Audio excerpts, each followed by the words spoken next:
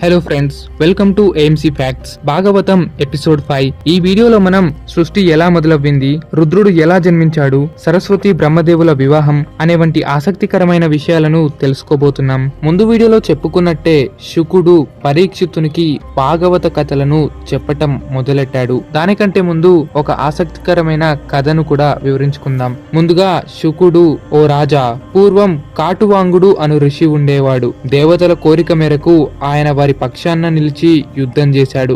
దేవతలు యుద్ధం గెలిచారు. వారిని సహకరించిన కాటువాంగుడిని ఏదైనా వరం కోరుకోమని అడిగారు. దాంతో అతను, నేను ఇంకా ఎంతకాలం బ్రతికి ఉండగలను అని అడిగాడు. దానికి దేవతలు, ఇంకా కేవలం ఒక్క ముహూర్త కాలం మాత్రమే నీ ఆయుష్ మిగిలి ఉందని చెప్పారు. కాటువాంగుడు మిగిలిన ఆ గంట సమయమును వృధా చేయకుండా వెంటనే సంసారము, ధనము అన్నీ త్యజించి విష్ణు స్మరణం చేసి మోక్షం పొందాడు. కాబట్టి రాజా, మీకు ఇంకా 7 రోజులు ఉన్నాయి. కాబట్టి మీకు కూడా తప్పక మోక్షం లభిస్తుంది అని శుకుడు సృష్టి ఎలా మొదలయ్యిందో చెప్పసాగాడు. ఇక ఆ సృష్టి ఆరంభమును ఇప్పుడు మనం చెప్పుకుందాం.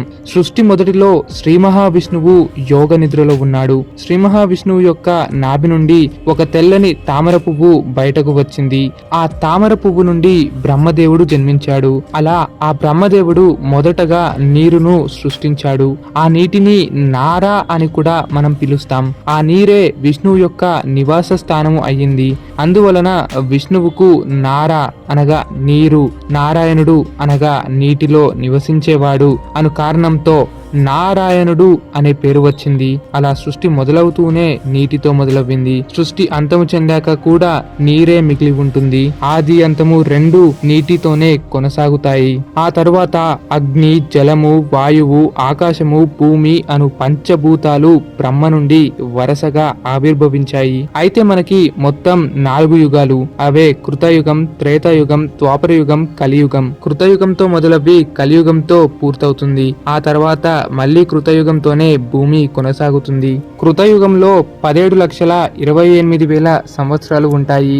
త్రేతాయుగంలో 12,96,000 సంవత్సరాలు ఉంటాయి. ఇక ద్వాపర యుగంలో 8,64,000 సంవత్సరాలు ఉంటాయి. కలియుగంలో 4,32,000 సంవత్సరాలు ఉంటాయి.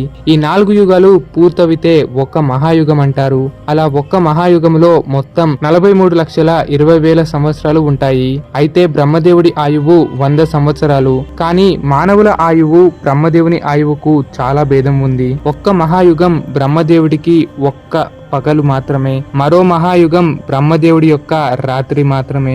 2 మహాయుగాలు గడిస్తే బ్రహ్మదేవునికి 1 రోజు అవుతుంది. అలా బ్రహ్మదేవుడు లేచి సృష్టి చేసి పడుకుంటాడు. ఈలోపు మహాయుగం పూర్తి చెంది సృష్టి అంతమవుతుంది. పడుకున్న బ్రహ్మదేవుడు మరలా లేచి సృష్టి చేస్తాడు. ఇలా ఈ కాలచక్రం అనేది కొనసాగుతూనే ఉంటుంది. ఇక బ్రహ్మదేవుడు ఉండే 100 ఏళ్లలో మొదటి 50 ఏళ్లను పూర్వ పరార్థమని అంటారు. తర్వాతి 50 ఏళ్లను ద్వితీయ పరార్థము లేక ఉత్తరార్ధము అని కూడా అంటారు. అయితే ఈ ప్రస్తుత కాలముకు ద్వితీయ పరార్థమని అంటారు. ఎందుకంటే ఇది బ్రహ్మదేవునికి 51వ సంవత్సరం. ఇక మళ్ళీ సృష్టి మొదలు కథకు వద్దాం. బ్రహ్మదేవుడు సృష్టి చేసే ఆలోచనలో ఉన్నాడు. అప్పుడే బ్రహ్మదేవునికి మొదటగా మోహం పుట్టింది. మోహం అంటే ఓ మనిషి అహంకారము, అన్నీ తానే అను గర్వము. అలా ఆ మోహం నుండి మహామోహము పుట్టింది. అలా ఆ మహామోహం నుండే స్త్రీ సంభోగము, ఒంటిని అలంకరించుకోవటమో, చందనము పూసుకోవటమో వంటివి జన్మించాయి. ఇది చూసిన బ్రహ్మదేవుడు, అయ్యో, సృష్టి చేయాలనుకుంటే ఇవి జన్మించాయేంటి, ఇవి ఎల్లప్పుడూ చెల్లేవి కాదు కదా అని అనుకోగానే తన నుండి మరో శక్తి పుట్టుకు వచ్చింది. అదే క్రోధం. దానికి తామిశ్రం అని పేరు. అలా ఆ తామిశ్రం నుండి అంధతామిశ్రం పుట్టుకు వచ్చింది. అంధతామిశ్రం అంటే మృత్యు భయం. ఆ తర్వాత జన్మించినది చిత్త విభ్రవం అనగా మనసు నిలకడగా ఉండకపోవటం. ఈ రకంగా బ్రహ్మదేవుడు సృష్టి మొదలించిన వెంబటే మానవ దుఃఖానికి కారణమైన ముఖ్యమైనవి అన్నీ జన్మించాయి. అటువంటి వాటిని ఎదుర్కోవడానికి నారాయణ స్మరణం చేస్తూ ఉండాలి. హరినామమే వీటన్నిటికీ సమాధానముగా బ్రహ్మదేవుడు సృష్టిని కొనసాగించాడు.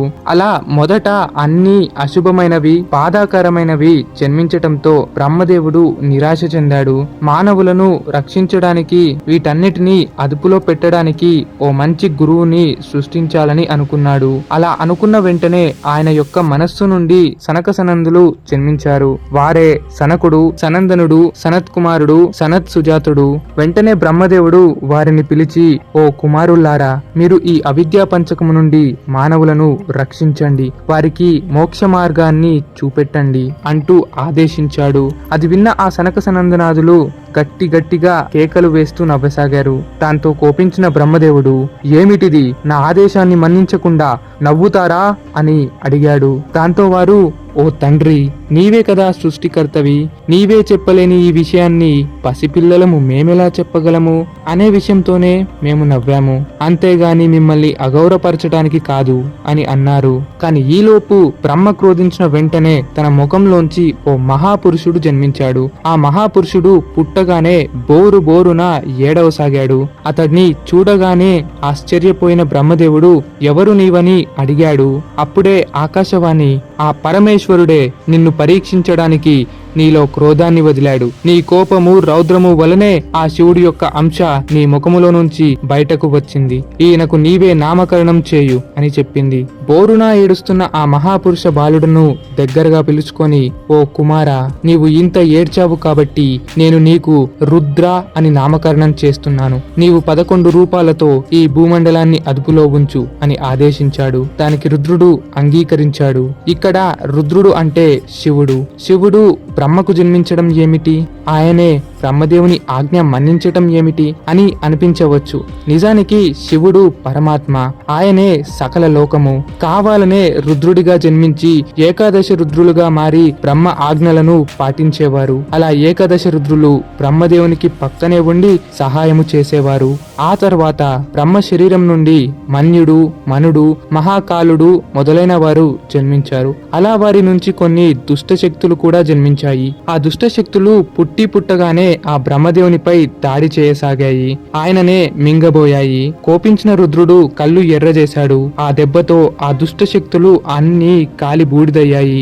ఇప్పుడిప్పుడే సృష్టి చేస్తున్న బ్రహ్మదేవుడు, అయ్యో రుద్ర, నువ్వు అమాంతము నీ చూపుతో వారిని భస్మం చేస్తే ఎలా? దయచేసి నేను చెప్పేదాకా ఎవరిని భస్మం చేయకండి అని వేడుకున్నాడు. దాంతో ఏకాదశ రుద్రులు బ్రహ్మ మాటకు అంగీకరించి మీరు పిలిచినప్పుడే దుష్ట శిక్షణ చేస్తామని బదులిచ్చి హిమాలయపై తపస్సు చేసుకోవడానికి వెళ్లిపోయారు. ఆ తర్వాత బ్రహ్మదేవునికి ఓ 10 మంది జన్మించారు. బొటనవేలు నుండి దక్షుడు జన్మించాడు. బొటనవేలును దక్షం అంటారు గనక ఆయనకు దక్షుడు అని పేరు. తొడ నుండి నారదుడు పుట్టుకొచ్చాడు. నాభి నుండి పులహుడు, చెవి నుండి పులస్త్యుడు, చర్మం నుంచి భృగు మహర్షి, చేతి నుంచి క్రతువు, ముఖం నుంచి అంగీరస మహర్షి, ప్రాణం నుండి వశిష్ఠ మహర్షి, మనస్సు నుండి మరీచి, కళ్ళల్లో నుంచి అత్రి మహర్షి, ఆత్మ నుండి మన్మధుడు మొదలైన వారు జన్మించారు. తన కుడి స్థానం నుండి ధర్మదేవత జన్మించింది. వెన్నుపూస నుంచి మృత్యుదేవత ఇంకా అధర్మము ఒకేసారి జన్మించాయి. అప్పుడు అంతా మగవారే జన్మించారేమిటి అని బ్రహ్మదేవుడు వికారాన్ని పొందాడు. దాంతో ఒక తెల్లని అపూర్వ సౌందర్యము కలిగిన ఓ స్త్రీ పుట్టుకొచ్చింది. 4 చేతులు కూడా కలిగి ఉన్నది. ఆ స్త్రీ కదులుతూ అడుగులు వేస్తూ ఉంటే ఆ నదియే ప్రవహిస్తున్నట్టు అనిపించింది అక్కటి వారందరికీ. అందుకే తాను సరస్వతి అనే పేరును పొందింది. అలా సరస్వతి దేవిని చూడగానే బ్రహ్మదేవుడు తనను తాను మర్చిపోయాడు. వెంటనే తన వద్దకు పరుగులు తీసి కౌగిలించుకోబోయాడు. అది చూసిన బ్రహ్మ మానసపుత్రులు, ఓ తండ్రి బ్రహ్మదేవా, తాను నీ ముఖం నుండి పుట్టింది గనక నీ కూతురవుతుంది. నీవు నీ కూతురినే కామంతో తాకబోయావు. ఇది అధర్మము అని గట్టిగా అరిచారు. దాంతో బ్రహ్మదేవుడు ఒక్కసారిగా ఆగి తన తప్పు తెలుసుకొని సిగ్గుపడ్డాడు. వెంటనే బ్రహ్మదేవుడు తన శరీరాన్ని విడిచి ఇంకో శరీరమును ధరిస్తాడు. సరస్వతీదేవి కూడా మరో శరీరము ధరిస్తుంది. అలా బ్రహ్మ సరస్వతులు ఇద్దరు భార్యాభర్తలు అయ్యారు. పూర్వ శరీరం విడిచినందువలన పూర్వ జన్మలోనే వారు తండ్రి కూతురులు గాని తర్వాతి జన్మతో వారు దంపతులే అయ్యారు. అయితే బ్రహ్మదేవుడు విడిచిపెట్టిన ఆ పూర్వ శరీరాన్ని రాత్రి దేవతలు స్వీకరించారు. అలా ఆ పూర్వ శరీరం నుండే కామ, క్రోధ, మోహ, లోభ, మదమాత్సర్యములు అంటూ మానవుడి యొక్క దుర్వ్యసనాలు అన్నీ జన్మించాయి. అలా బ్రహ్మదేవుడు తన కొత్త శరీరముతో సృష్టి కొనసాగించాడు. ఈసారి తన శరీర భాగాల నుండి కాకుండా తానే స్వయంగా ఒక స్త్రీ పురుషుడిని సృష్టించాలనుకున్నాడు. అలా అనుకోగానే బ్రహ్మదేవునికి శరీరం యొక్క కుడి భాగము నుండి ఒక వ్యక్తి జన్మించాడు. బ్రహ్మకు స్వయంభూ అను పేరు ఉన్నందువలన ఆయనకు స్వయంభువు అని పేరు వచ్చింది. ఆయనే మొదటి మనువు. బ్రహ్మ ఎడమ వైపు నుండి ఒక అందమైన స్త్రీ పుట్టుకొచ్చింది.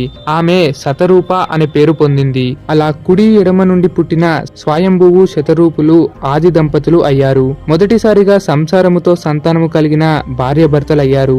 ఇద్దరు బ్రహ్మదేవునికే పుట్టినా సరే అన్నా చెల్లి అనే వరస పొందకుండా సృష్టి కొనసాగించడానికి బ్రహ్మ ఆజ్ఞతో వారు ఆది దంపతులు అయ్యారు. అలా ఆ దంపతులకు ప్రియవ్రతుడు, ఉత్తనపాదుడు అను ఇద్దరు కుమారులు జన్మించారు.